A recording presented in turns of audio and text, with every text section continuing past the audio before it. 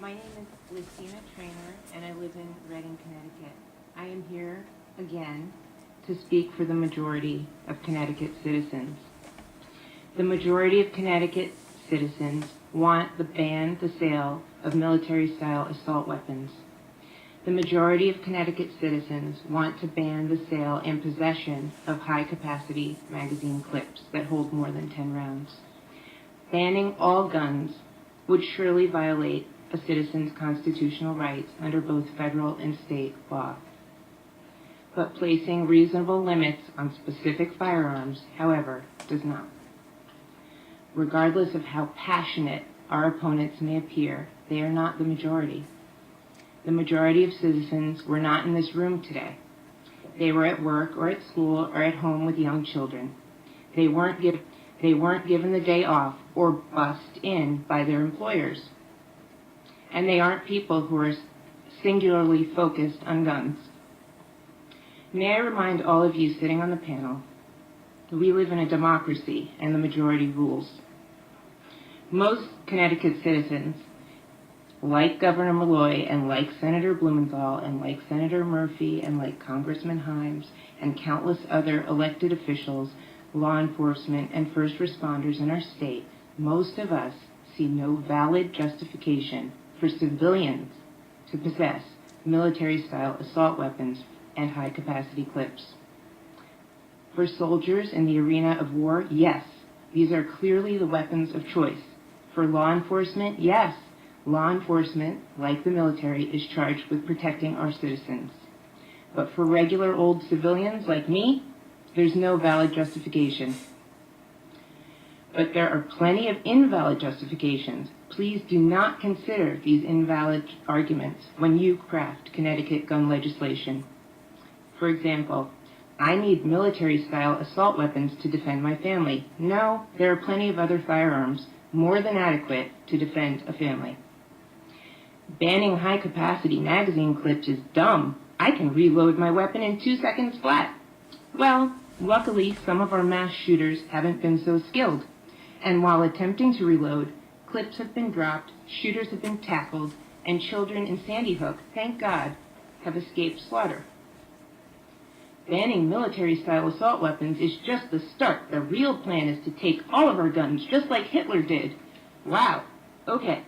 So if you truly view our government as tyrannical and scheming against all gun owners, then please, I beg you, help fix it.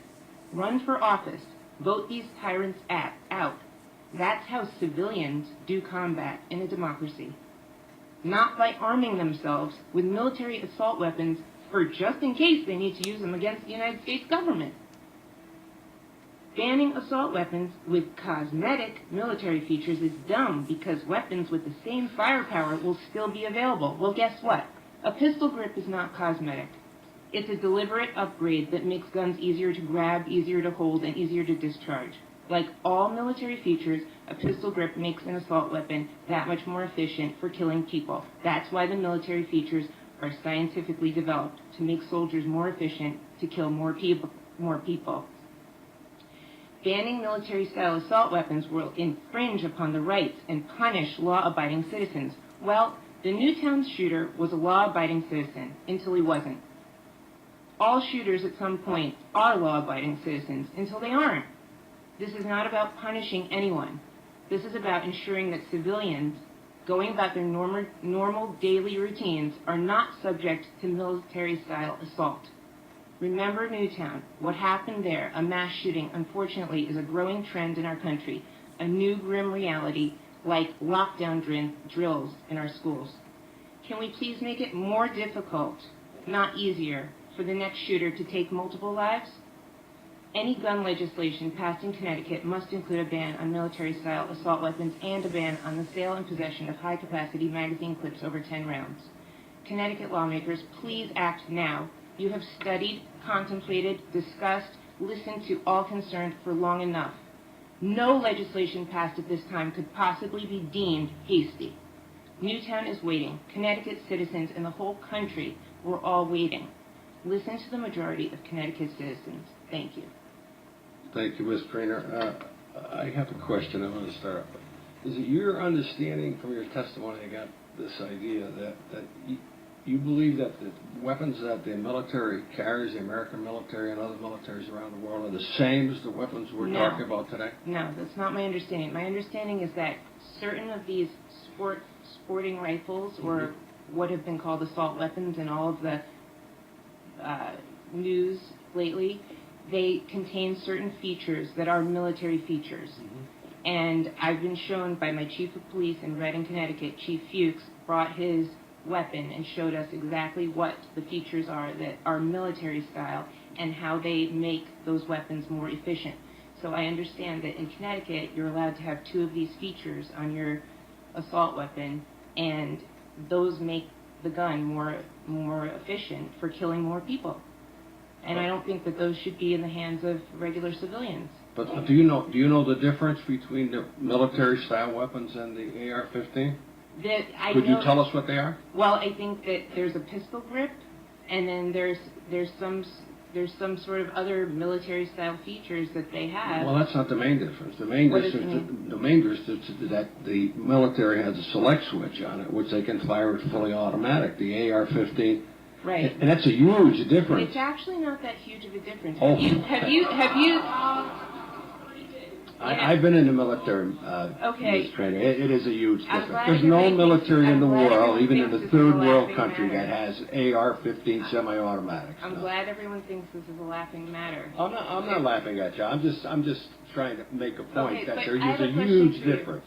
Okay, but have you ever seen people playing even a video game where you have to pull your finger? People today pull their finger just as fast, if practically, as an automatic weapon. It doesn't matter what the military feature is. The fact that there are military features added to these civilian weapons makes them more dangerous, and it's inappropriate. I don't want to debate you, but you are. Okay, I have a question. I have a question for the panel, though. I'm just curious. How many people on this panel are members of the NRA?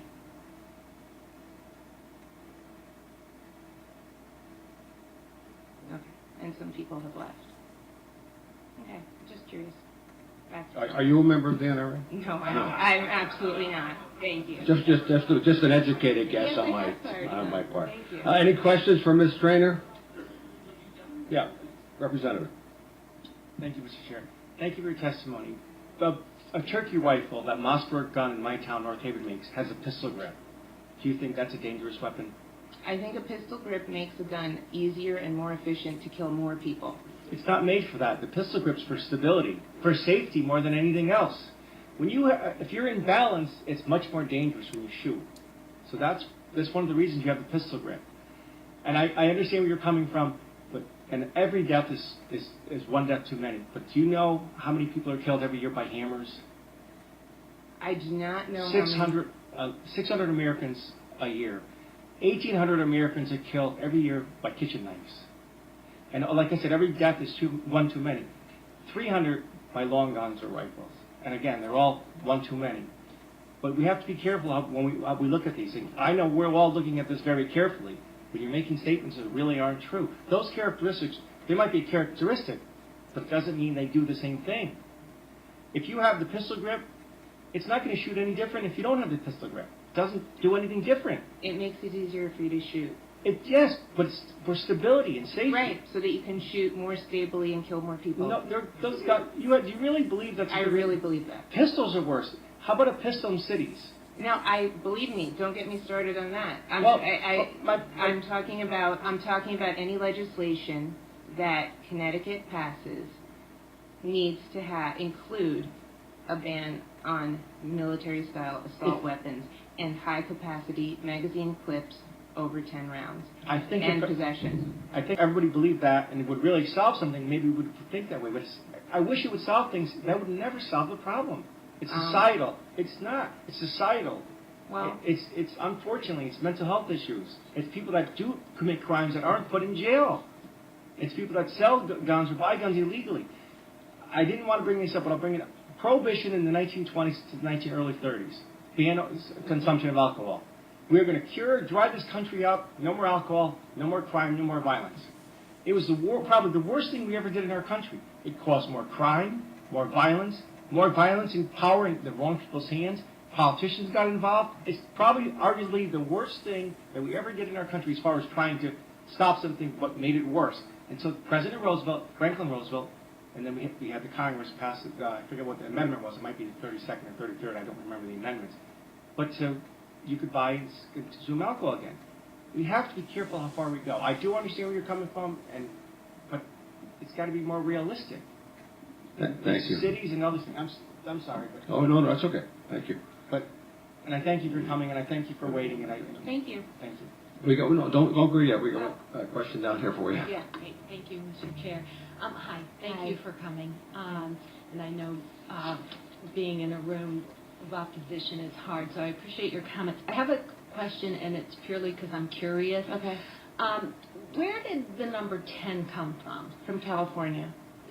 So, okay, but does that mean it's a law there, or somebody They said created a law there, and yeah, you can say it was an arbitrary number, but if you ask parents of the Newtown victims, or if you ask the parents of people who survived because somebody needed to change their clip, I think that they would not feel that that's an arbitrary number. They would, or the 9-year-old girl who was shot on the 13th bullet.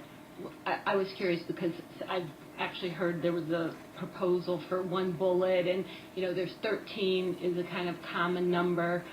So I was just actually curious. Okay. So thank you. And just a comment. I hope that you carry your passion into mental health and video games and things, because I do believe that is a big issue. And I know this is not the panel for mental health, but I would encourage That's you why I'm not to talking about mental continue. health. I Great. mean, mental health is a part of the issue, but the bigger part is too many guns. Thank you. Thank you. Representative Rivera.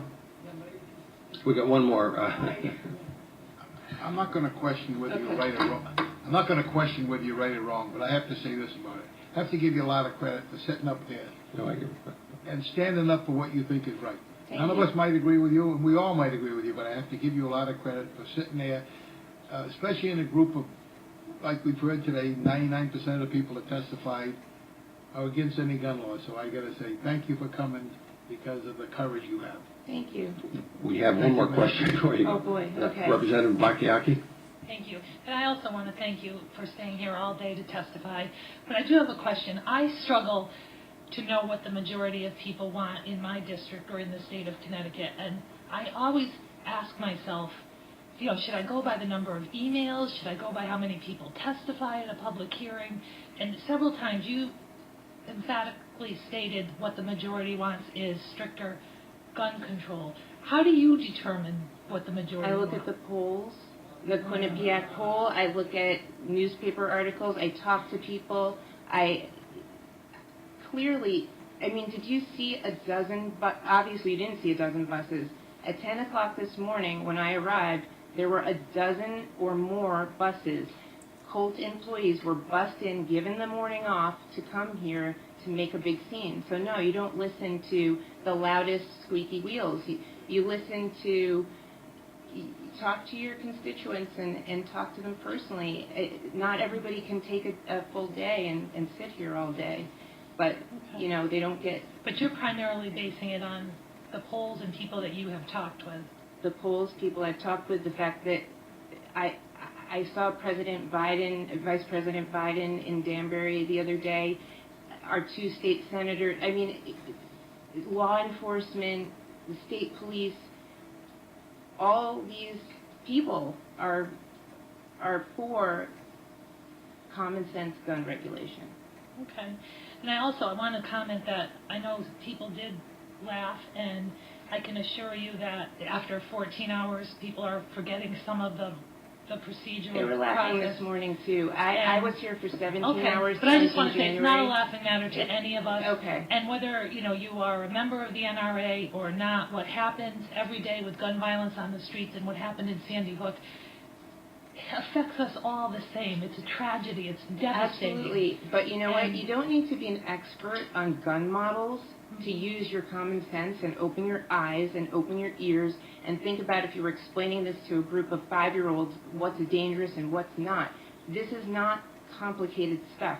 People are pretending that they think that this is about banning all their rights to have guns. And this is not about banning all your rights. Nobody wants to come confiscate your guns. This is not what this is about.